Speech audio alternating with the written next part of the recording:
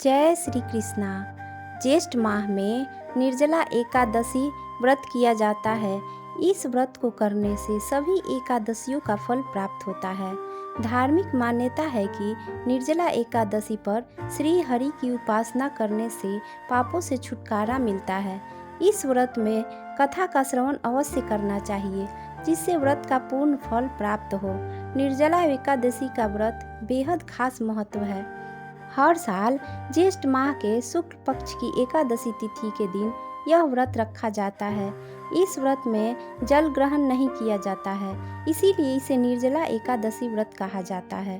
तो चलिए निर्जला एकादशी व्रत कथा सुनते हैं। एक बार भीमसेन ऋषि वेद व्यास के पास गए और उनसे विनम्र निवेदन करके कहा, ऋषिवर, ये सब मेरे सभी भाई और एवं माता एकादशी का व्रत किया करते हैं।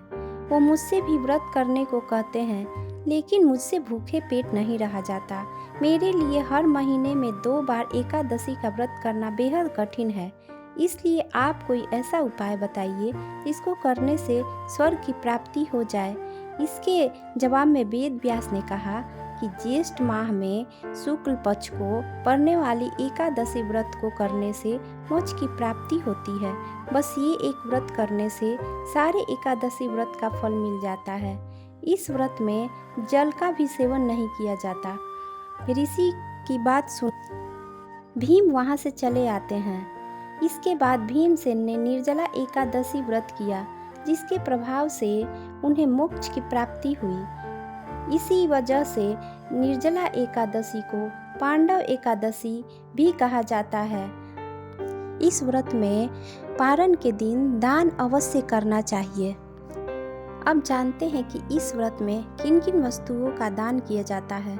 ऐसे तो अपने सामर्थ्य के अनुसार जितनी हो उतनी वस्तुओं को दान में दे सकते हैं, लेकिन कम से कम इन वस्तुओं का दान अवश्य करें। अरहर की दाल या चने की दाल, चावल, आलू, नमक, हल्दी, इतना ही अगर दान दे दें तो पूरे दान की फल की प्राप्ति होती है। उस दिन सोना नहीं चाहिए। अगर ज़्यादा नींद लगे तो अपने आंचल में जौ या गेहूं के कुछ दाने बांधकर सो सकते हैं। आप सबको इस व्रत का संपूर्ण फल प्राप्त हो, यही मेरी कामना है। धन्यवाद।